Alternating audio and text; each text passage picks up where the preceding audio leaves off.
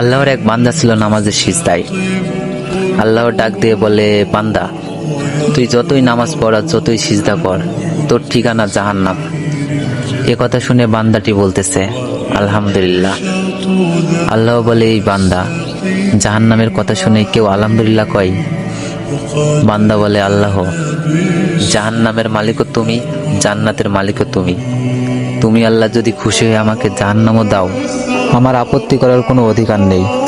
আল্লাহ বলতেছে, বান্দা, জাহান্নামে গেলে তুই পুড়ে যাবি, তোর কষ্ট হবে। বান্দা বলতেছে, আল্লাহ, কষ্ট শুধু আমার হবে না, তোমারও হবে। আল্লাহ বলে, বান্দা, তুই পুড়বি জাহান্নামে, আমার কষ্ট কেন হবে? বান্দা বলে, আল্লাহ, মায়ের কোলে সন্তান যদি পানিতে পড়ে যায়, তাহলে দুনিয়ার কোনো মাই যেমন দূরে দাঁড়িয়ে থাকতে পারে না, দৌড়ে গিয়ে